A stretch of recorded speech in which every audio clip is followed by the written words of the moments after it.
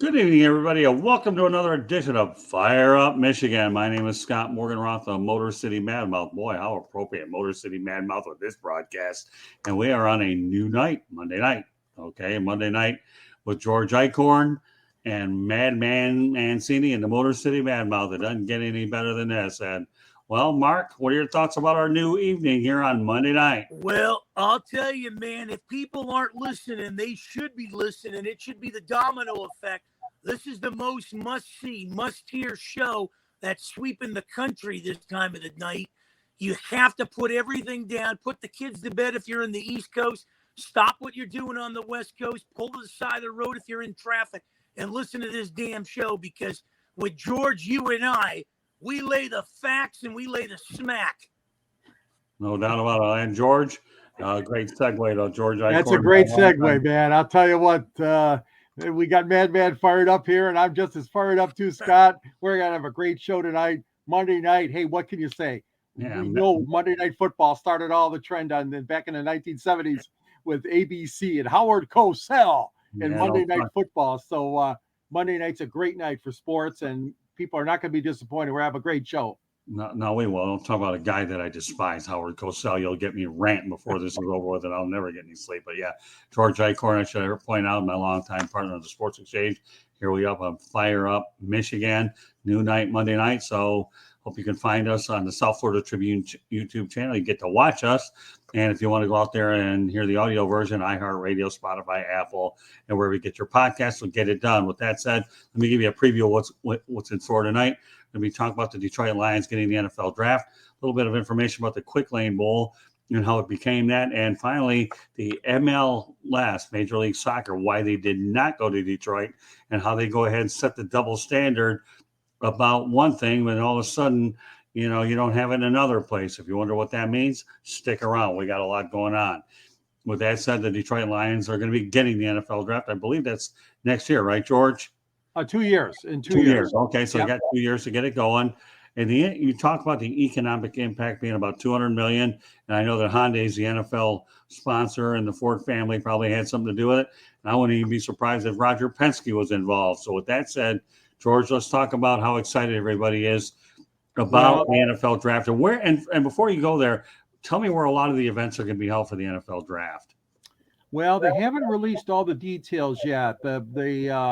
They're trying to do an outdoor theme, just like you saw in Las Vegas and some of the other cities. Nashville did such a wonderful job. And the speculation is that they would use campus marshes. Campus marshes is like a square in the middle of Detroit, like a roundabout almost. That's where they have the ice skating rink. That's where they have the Christmas tree. And they have a lot of activities there. The other option is if they want to go further, Scott, down Woodward, they could go towards the city county building, towards Jefferson over there, which is also prime property. They could really go anywhere. They could probably will close down Woodward Avenue, the main thoroughfare, and they could pretty much hold tens of thousands of people down Woodward and try to marvel and try to rival, those numbers that Nashville and Vegas have put up for the draft. But there's also talk, though, Madman and Scott, that they're going to utilize, some of the existing arena, the Ford Field, for example. It doesn't sound like they want to go in Ford Field for the draft, but some of the ancillary events and the NFL experience and things like that, they want to use Ford Field, and heck, they could use Comerica Park and obviously Little Caesars Arena, which is nearby too. So I think you'll see a real sporty theme, and they'll try to use as much of the available spots they can downtown. Yeah, that was my question. Yeah, how much does Ford Field factor into the utilization of the NFL draft? Because let's face it, first class top-notch facility, and I realize that they haven't graduated to this inside a stadium yet. At least at this particular point, they're looking at some sort of theaters or things that they can make along the lines of accommodate a lot of people. And of course, you and I had the opportunity to cover the NBA draft once upon a time over at the Palace of Auburn Hills. So we saw the green room, the war rooms, and it was pretty neat. But staying on point, though, with the NFL draft, okay. Now, one thing people should understand about the city of Detroit is you have Little Caesars, Comerica Park, and Ford Field within, about a mile of each other exactly? Approximately, yeah. Yeah, so you have three major venues, and that'll segue into something we're going to get to in a little while. But let's talk about the role of Ford Field for the NFL draft. I Yeah, think it's yeah, going to, yeah. I think if there's a potential there, they could use part of it, but I don't think they want to have the draft actually in Ford Field. That being said, you are taking a risk in Michigan. Of course, the draft is in April. And as you know, Scott and Madman, I mean, the weather up north, it's very unpredictable that time of year. That being said, obviously you can build, overhangs, the stage and everything will be covered, I'm sure, to protect against the elements. But I think the intention is to have it outside. But I'm wondering about if they wanted the frigid temperatures and weather, they may want to keep Ford Field. Obviously, they will have it available. Yeah, I would think that it would probably be a very good contingency backup plan if Mother Nature isn't cooperating for sure. Obviously, you're not doing it with Little Caesar Arena, and of course, we know about Comerica Park being strictly an outdoor venue. Yeah. But Ford Field is what it is. I've only been there a few times. I love the Silver Dome, but that's for another day. But yeah, I don't think that Ford Field is the worst thing that could happen for it. And for a lot of you folks who are watching, yes, I am wearing a Lions attire tonight to go with the theme of what we're talking about as well. But again, you're telling me that the details are there. So let's talk the $200 million economic impact of what's going on. Downtown Detroit is starting to land a lot of the bigger events there as well. Why don't you go into some of the bigger events that the area is landing, knowing that the NFL draft obviously is a real big one. Yeah, well, the Detroit Sports Commission is the nonprofit organization that goes after these big events. And as you know, Scott and Madman, I mean, we've had the Super Bowl here. We had the the MLB All-Star Game. The NCAA men's basketball, second round, what is that? The regionals. The regionals Right. are coming back to Little Caesars Arena. They were supposed to hold the Final Four, Frozen Four, from hockey, but that got postponed during COVID. So Detroit has not been rescheduled for the Frozen Four for ice hockey. Some of the other events are, the wrestling championships for the NCAA. They've hosted the United States Figure Skating Championships a couple of years ago. Oakland Hills Golf Course, of course, is going to have 2 U.S. Opens for the men and 2 Women's Open coming up in the next decade and a half. So Detroit's trying to go after these big events. They're not as competitive on some of them like Indianapolis is, for example, but they do have a good group of men and women that try to get these events here. Well, we know a lot of the money circulating there is from Dan Gilbert and Ilitch, the Ilitch family, Mike Ilitch, Chris Ilitch, and of course Tom Gores was involved as well. So, but that $200 million impact, the Ford Field and the Ford family, I mean, let's face it, to me, that, you're dangling some good cash out there. Mark, obviously being from the outside, I'm sure you're probably learning really quickly that there's a lot of money in downtown Detroit with a lot of these teams being so close. Well, the renovation project, Detroit has been behind Cleveland and Pittsburgh. They had a leg up on Detroit for years. You saw the renovation, what they've done in those 2 cities. And Detroit's trying to throw their name in the hat now because everybody seems to be going to Nashville and Las Vegas. The weather's a little bit better in those cities. So, like George alluded to, you get this thing in April.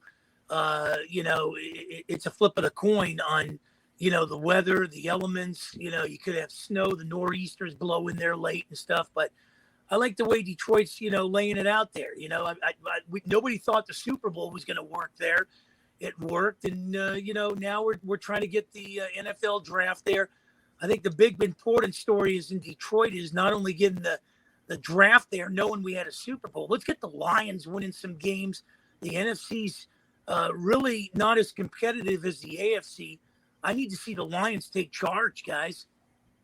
Yeah, well, we'll continue to monitor that situation as we go along. But nevertheless, the $200 million impact that Detroit definitely could use a couple of years down the road, I think is important. I know there was a time when they landed Super Bowl 16, but much of that was attributed to the loyalty with the auto industry supporting the league. Now, I don't know whether that's changed a whole lot because I know Hyundai now is the NFL sponsor versus Ford, GM, and Chrysler at that time. And of course, we know the Ford family has been around a long time as well. So, there's a lot of money rolling around. You don't know where it's coming from. And of course, anything is done there. Speaking of Ford Field, we'll segue over to the Quick Lane Bowl. George, do you have any idea what you think the potential revenue sources are there? Or what does Detroit, or let me rephrase the question.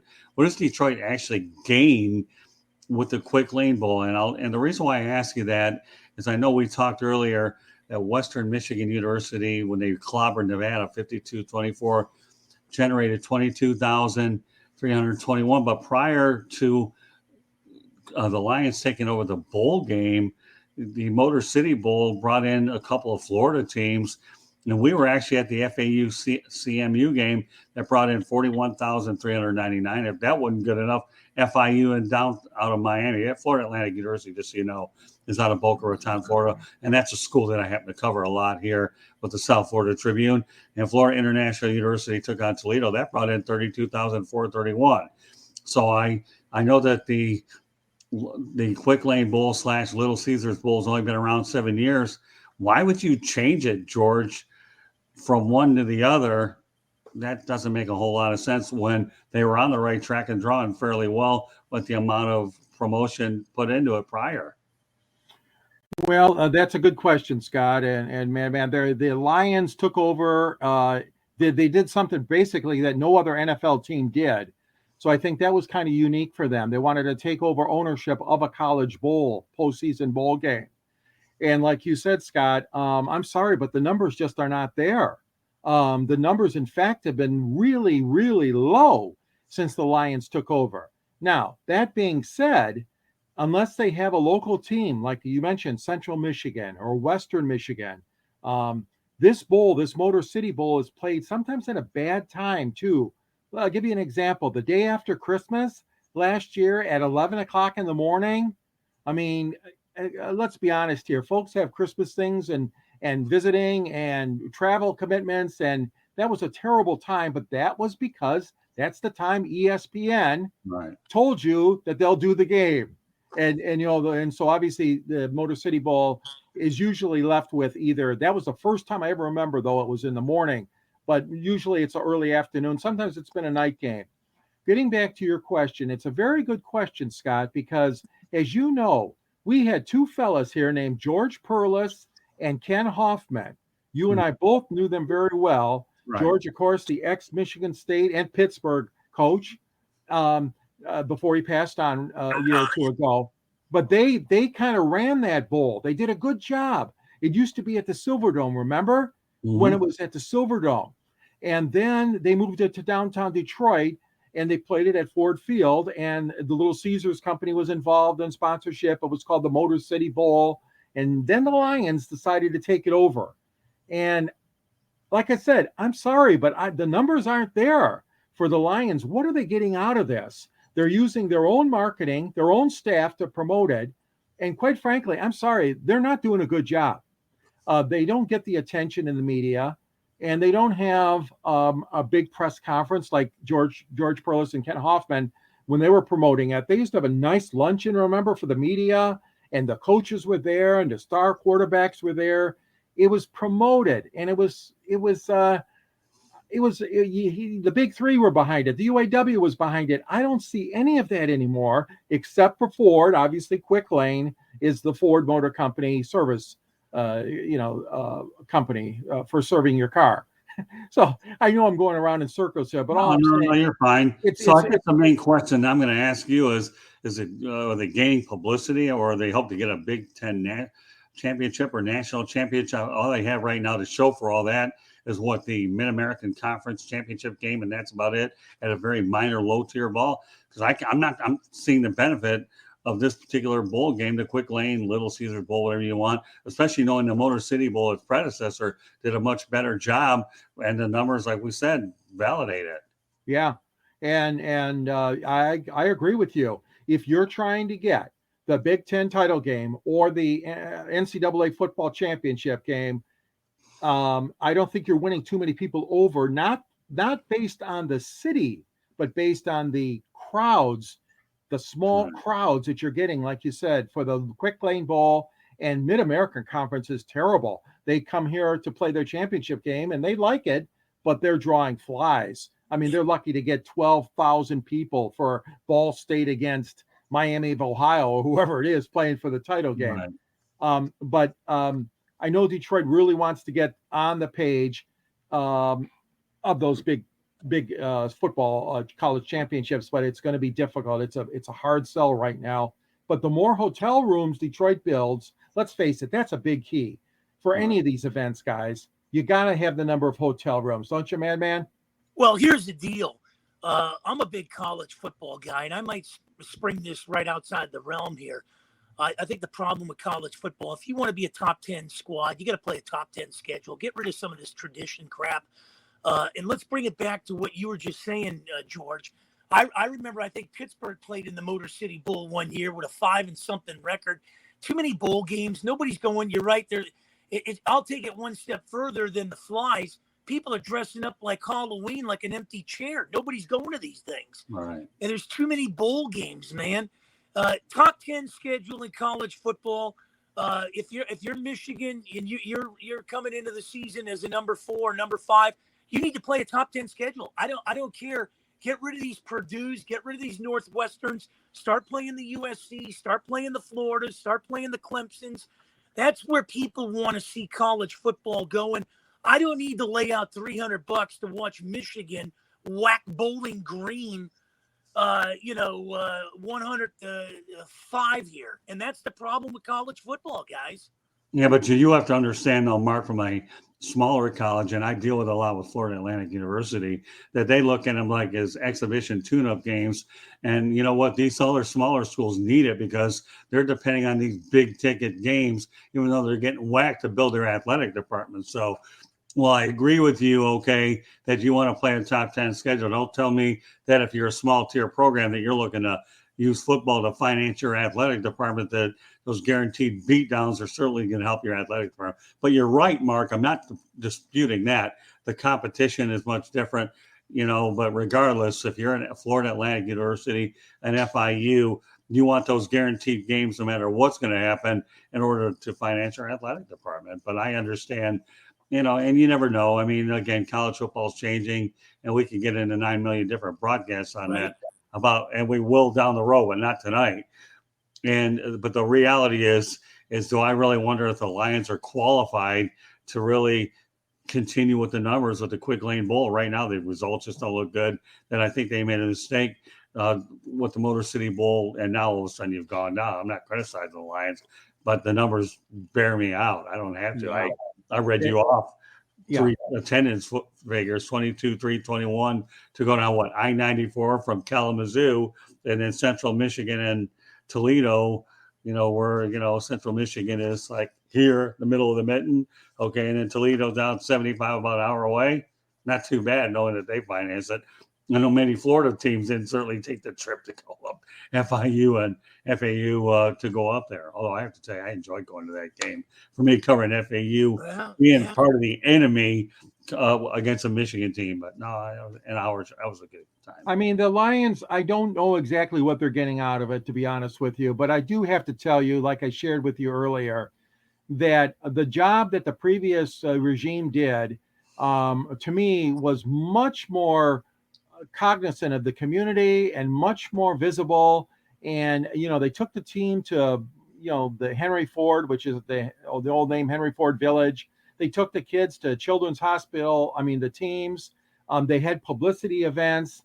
I just don't see the Lions giving that kind of detail to try to get these two teams out in the community. I know they got to practice for this game when they get in town. They only have a few days. But the job that George Perlis and Kenny Hoffman did, to me, was much more visible than what the Lions are doing now. And I can't explain it because I know the Lions, I'm sure will tell you they have their heart in it. But and like you said earlier, Madman, I mean, this is a tier 2 bowl. It's a at the old term flea bag bowl.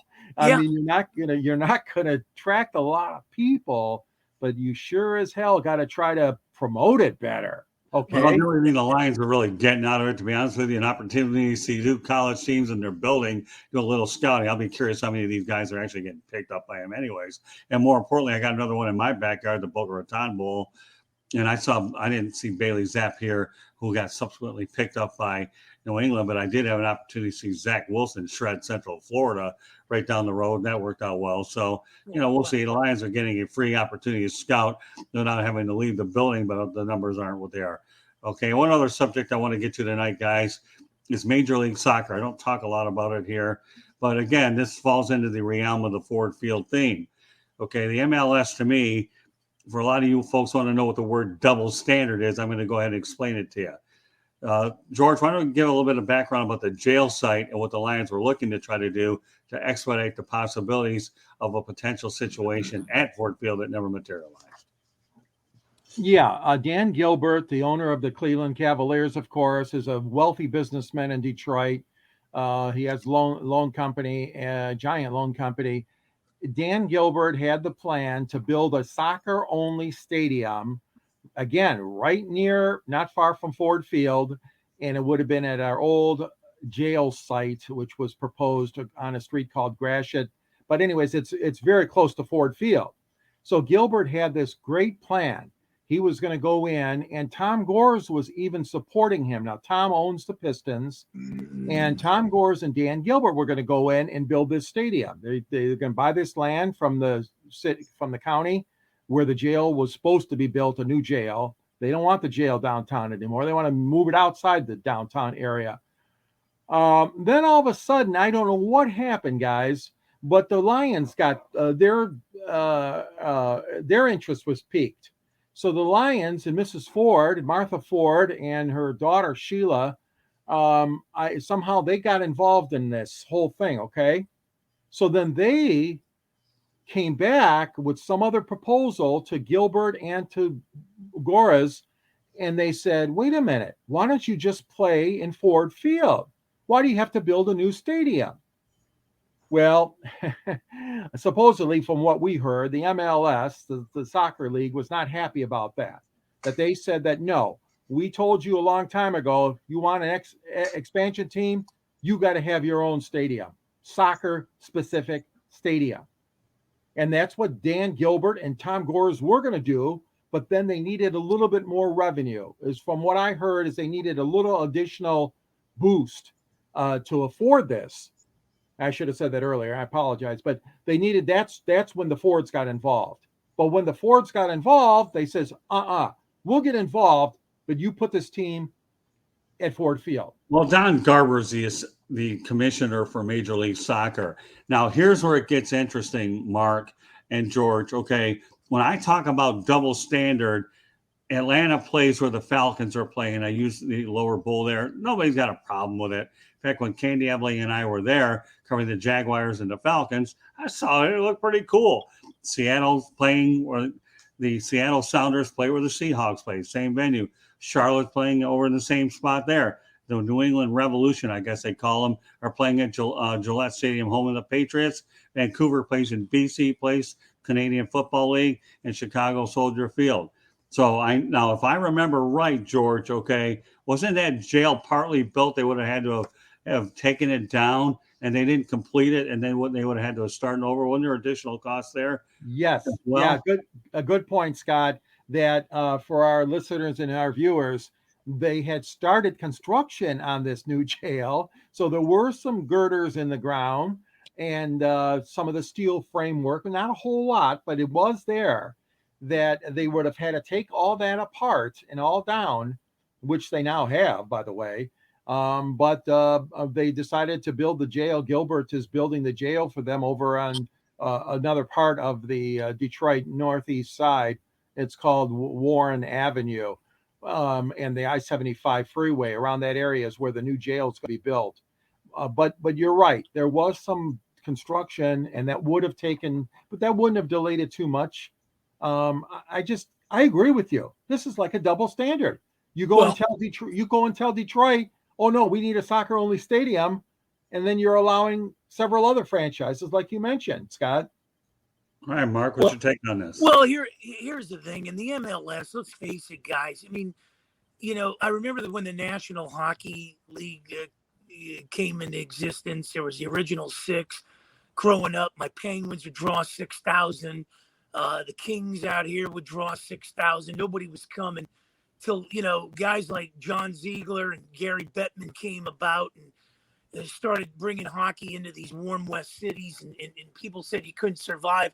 I don't know what the MLS is doing here. I mean, if the Ford family gives them an olive branch to play the games in Detroit, I don't care if it's in the jail house out or in Ford Field. Just play the darn thing. You're going to get an expansion team in Detroit, and the Ford's got money so to help you out. So I don't understand what the MLS is doing on that. And that's the big problem here, guys. I mean, soccer's trying to get an even footing in the States here. It's not as big as the Latin countries across the world and stuff like that. And when we Mickey Mouse around here and we don't put it in the city after we say you need to do it in, just get your foot in the door. I mean, that, it's like standing there saying you want $100 for something. And the guy goes, well, I got 95. And you go, no, I need $5 more. And the guy walks out, you lost a deal. Well, here's the deal, Mark. Okay. Let me tell you this. And this is a thing that boggles my mind. You've got the Fords they're billionaires. Tom Gores is a billionaire. And then you got Dan Gilbert, who's a billionaire. And the Illiches are billionaires. You've got more money in Detroit than probably any of these other markets you're in. In fact, it's so dysfunctional. And don't get me wrong, Inter Miami's building a new stadium over at Freedom Park, but it's taken them a long time to get that thing down near the Miami International Airport. But we're playing right now in an 18,000-seat stadium, and formerly the site of Lockhart Stadium. They built a brand new place, one of the nicest 18,000-seat stadiums. And then because of Dave Beckham's involvement, they've tolerated a lot of dysfunction. And you know about David Beckham, in L.A. But think about it, Mark. You've got I'll reiterate what I said. Ford's money, you got Gore's money, you got Illich's money, and you got Gilbert. There's no way you'll ever have a bounce check with any of those players at all. And especially when you look at the fact that the Pistons went from the suburbs down to downtown Detroit and built their own facility over at Wayne State, as I understand it. But we'll stay on point with MLS. Mark, have you seen anything so idiotic and insane and toxic with MLS, knowing that you have that much money amongst 4 particular separate entities? That to me is the only other place I see that is in San Diego, where I lived for 3 years covering the Padres and Chargers. They gave the Padres a new place, and the Chargers were left in Qualcomm, which was a complete dump. Right. And so the Chargers, came up to L.A. and were the redheaded stepchild, and everybody was bitching and moaning in San Diego how we lost our Chargers. Well, if you're going to build something for somebody and you're not going to build it for the other, well, the other is going to go somewhere else where, they're going to have an opportunity. What's wrong with that? Good point. I agree with you. I agree with you guys, Scott. You hit it right on the head. You got these billionaire guys here. They were going to work it out. Okay, so if the Lions took a hardline approach and said, no, you can play it at Ford Field, you can't let other teams do this. You're expanding that league so much. You know that Detroit is selling out every game. This team we've got right now, it's not the MLS, but it's a step below, and playing in a league, and they're packing this little stadium. You remember, Scott, in Hamtramck, a small city, small Polish town. It started in the center of Detroit, Hamtramck, and they sell out every game, Detroit FC or whatever they're called. These fans are rabid. They're crazy. And yeah, it's only 7,000, but my gosh, you can't tell me Detroit wouldn't have supported this team. They would have. This is a multi-ethnic city and metropolitan area, as you guys know. Well, we'll take it a step further. We'll take a step bit further when they had the Detroit Express over at the Pontiac Silverdome. Trevor Francis was your drawing. They weren't that bad there either. Remember? A lot of people have to really go. Of course I remember. I'm forgetting that crowd. But yeah, I mean, the reality, that's why we're doing Fire Up Michigan, folks, because that's where I'm from anyways. But yeah, all right. But Mark, I mean, you're getting a little soccer lesson here. Yeah, well, and I'll take it one step further, guys. I mean, look at the old East Coast Hockey League. And out here we had the West Coast Hockey League, the San Diego Gulls. And then you had to look at the IHL with Kalamazoo. I mean, those franchises were drawing fans left and right, too. Right. I mean, they built it right. And that's the thing. You know, something's better than nothing. But when you stand here and play games at these things, and people are going to say, okay, the hell with it. We're going to go do it somewhere else. And it's sad. Well, I was at Qualcomm Stadium. I've actually been to a few games over there, so I know exactly what I you're talking covered about. a lot of years there. It was outdated itself. It wasn't really a cookie cutter type of thing. But, if they're going to build one for the Padres in Petco downtown, it was great. They cleaned up downtown. The Chargers were left in that place, and they wanted a stadium or refurbish it or something. The city didn't do nothing. It's like anything in families and anything. You can't have 3 kids and treat one great and the other 2 like crap. Right. Sooner or later, it's going to turn on you. And that's the thing here. I mean, if you got teams in the city, look what they did in Pittsburgh, guys. And I don't want to blow my own horn on this, but the Pirates got a place, the Steelers got a place, and the Penguins got a place. And the Pirates have been the third best in that city for years.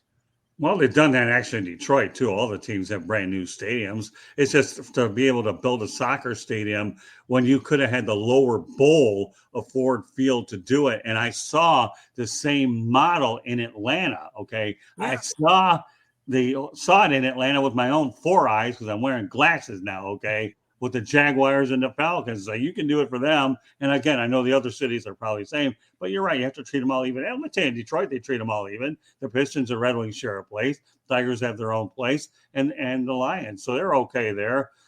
And, and I think, Scott, you hit on a good point earlier when you talked about these rich families that would have been involved. You want a strong league. If you're the MLS, you want a strong league. You want strong ownership. And what you did is, like you said, Scott, they turned their back on guys like Gores and Gilbert and Fords and Illich's. That was a dumb move. I'm sorry. You blocked Detroit from all those expansion opportunities. But not only that, you turned your back on some guys that could help your league somewhere down the road. And you know what I mean? And be a backbone for your league. Well, and that, I think, was a foolish move by the MLS.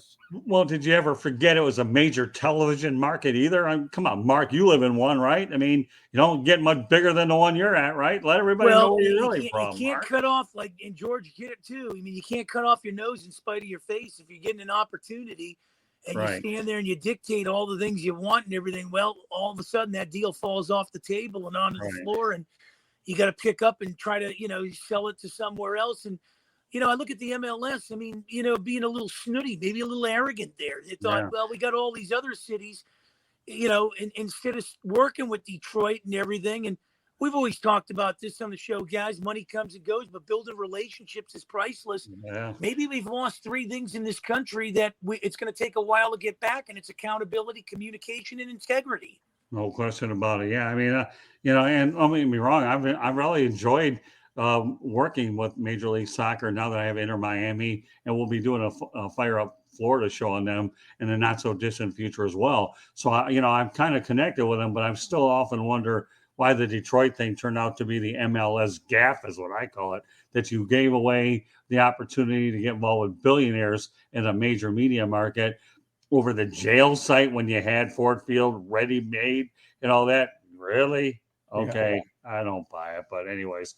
So, folks, the theme tonight is football in more ways than one. Is it the FUTBOL version, the MLS version, or the one that we call pigskin, as in PIGSKIN? So if you're looking for that thing where you use the foot and you kick the ball, and we were able to find it in all 3 fronts.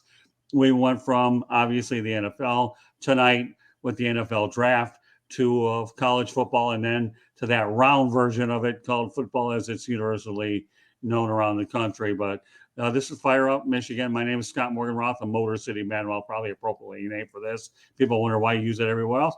That's where I'm from, and I'm proud of it. Glad to be joined by George Eichorn and Madman Mancini. Mark and I involved in a lot of projects, and this is certainly one of them, and we have a lot of other ones that were in the works as well. So anyways, Mark, any closing thoughts about any of the topics that we talked about? The Lions getting the draft, the Quick Lane Bowl, or the MLS gap that they burned their bridge and turned their back on Detroit? Talk about any of them, or all 3 of them. I'll tell you one thing. I'm blessed to do this each and every time with you guys and being a part of Detroit, learning from you and George, and it's just simply amazing. I absorb it like a sponge, and God, you guys are not only brothers and friends, you're definitely mentors to me. So I'm blessed each and every time we do this. Well, we're glad to have you. All right, George, any thoughts about one or all three of the topics that we talked about tonight? Well, I think the discussion was a great one today, and I really appreciate you bringing these topics up, Scott, to us. These are important things, and let's not lose sight of the fact that Detroit is on a turnaround. Downtown Detroit, for people that have not been down there at all lately, you will be shocked. You will see housing, you will see apartments and condos all around downtown. We are experiencing a boom right now. And I'm telling you right now, I know this wasn't a topic tonight, but NBA and NHL, you better allow us to host those all-star games and those drafts because Detroit's ready. I mean, we might not have every hotel built yet, but Detroit is on the comeback trail. And like you said earlier, Madman, we're a little bit behind the curve with Cleveland and Pittsburgh, but we're catching up fast. Well, let me also point out a couple of things. I wouldn't be surprised if they eventually do it.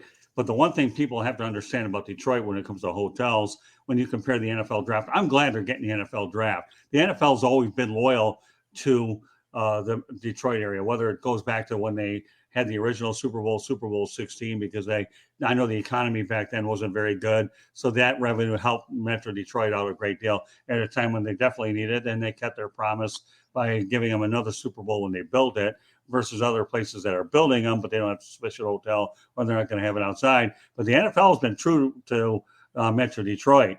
I think the one thing that you can't lose sight of with all of this stuff is this. And I mentioned the NFL and the Quick Lane Bowl. Yeah, I mean, that's all well and good. I think the exposure, but soccer to me is a real mind-boggling thing. But I want to make sure that the focus of this whole show is on downtown Detroit and the revitalization and the hard work of many to try to get this place there. But you know what's also made it possible? Okay, we talk about the fact that Detroit spent more than most people realize. I mean, before the Raiders moved to Vegas, okay, what were they going to do? Kick the Lions out because you had legalized gambling in downtown Detroit with 3 major hotels? No, you weren't going to do that. And then when you think of how many other towns have gambling now, and Detroit, again, you're not kicking the Lions out because you got it. And now we see all these betting things that have materialized as a result of it. So a lot of good has come by there. Again, down the road, we hope the Lions will get a little bit better, but not that we won't talk about it tonight, but they'll be better because they're going to host a marquee event, and hopefully that $200 million will mean a little something to them, and hopefully it'll exceed a lot more. I guess they need a little help from Philadelphia when it comes to booing or New York, but they'll have a little bit of time to work on those vocal cords in about 2 years to make sure they boo the commissioner, because everybody does it anyway. So with that said, okay, I'm not booing you guys, though. So, George, with that said, why don't you let everybody know how they can get a hold of you and that other thing called a book. Make sure you go into some detail about it. Sure, I'm available for conversation with you at geichorn@yahoo.com or SNGSports99 at Twitter. And also, as Scott alluded to, there's a book out there called Detroit Sports Broadcasters on the Air, which features a lot of great history about Detroit announcers: Ernie Harwell, Ray Lane, Paul Carey, Bud Lynch, Bruce Martin, Van Patrick, and yes, Scott Morganroth. Scott was early in his broadcast career, but I got a special page featuring you, Scott, in my book, and a couple of old pictures of you with that guy Muhammad Ali, another one with a guy named Jimmy Connors. God, those were great times, Scott. You've been a part of the Detroit sports scene for a long, long time, and now you're in Florida. But that being said, Detroit Sports Broadcasters on the Air is available at the South Florida Tribune website.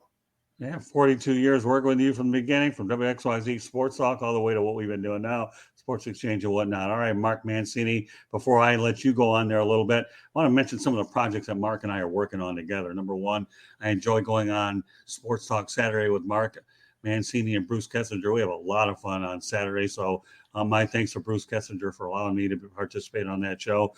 Mark and I obviously work on the Fire Up Florida series as well as Fire Up Michigan. Fire Up Wisconsin is in the works. Fire Up Carolina will be in the works, as well as other ones as well. And, of course, Mark always finds a way to get me on other shows as well. So I'm eternally grateful for that. With that said, Mark, why don't you go ahead and let everybody know how they can get a hold of you, and then I'll go ahead and let everybody know how they get a hold of me. Blessed to work with both of you guys. And, yeah, part of XM Sirius, also WWDB, AM 860 out of Philadelphia with Marianne Costello, Sal Tartaglia. I do the Pittsburgh Pirate podcast with their first base coach, Tarek Brock, twice a week. Part of a lot of shows, Cleveland, Peter Ray out there, Fresno, Mark Heffernan. Then I'm part of all these other shows, not only what you alluded to, New York with Keith Engel, Atlanta with Logan Landers. I mean, just so many good things. And the Lord's blessed us. And, I always tell people this thing doesn't come overnight. You got to put your work in, you got to put the time in, and then sooner or later you get to reap what you sow. Yeah, and also, if it weren't for you, I wouldn't have had the opportunity to meet 108 Stitches Baseball Talk host Lou Landers, who does a really good job as well. So I don't want a little shout out to them. So as far as we're concerned, if you're watching on the South Florida Tribune YouTube channel, you're seeing it. If you're not, okay, you can find the broadcast here on iHeartRadio, Spotify, Spreaker, Apple, Google, wherever you get your podcasts. Also subscribe to the South Florida Tribune YouTube channel for nothing, and then you'll be able to see all the broadcasts and all our facial expressions, hats, whatever. And also go to www.southfloridatribune.com, or you can email us at southfloridatribune@gmail.com, and also on Twitter at Tribune South. Programming note, Fire Up Wisconsin debuts next week. Candy Ebling and Eric Katz will be a part of that broadcast. And I should point out a very big part of that broadcast. The only thing I could probably guarantee on that broadcast is Mark Mancini and I will not lose our voice, because Eric and Candy, light it up. Candy's not no ordinary woman that doesn't know what she's talking about. She's packed with a lot of information. Nothing against you ladies, so don't draw any conclusions there. But Candy Ebling will put on a clinic with her sports knowledge. And I'll tell you what, George, you work with Eric Katz. This kid is smart. He's a 27-year-old that acts like a 50, 60-year-old. And Mark Mancini, if you and I are lucky to collectively get 10 to 12 minutes airtime during a 50 to 60-minute show, that we should be eternally grateful, because we're going to learn a whole lot. And we're going to just sit back and have a front row seat while they make sure that they take care of it, Wisconsin, and go ahead and represent them well. And of course, Greg Fuchs helps out here on the Fire Up Florida. But I want to let everybody know, Fire Up Wisconsin is coming up with Candy Ebling and Eric Katz. And down the road, we're working on Fire Up Carolinas. Rick Curdy could be involved, but we're still working on some details there. And Mark and I have a lot of other things. But meanwhile, so the Renaissance in Detroit sports, obviously what it's all about tonight. And we're talking about football, however you want to pronounce it. But I guarantee whatever we do, the foot will connect with the ball. And that is tonight's theme tonight. So meanwhile, on behalf of George Eichorn and Mad Mancini, my name is Scott Morgan, Rock the Motor City Mad Mouth. Thank you for joining us on this edition of Fire Up Michigan. And until the next time, everybody, take care.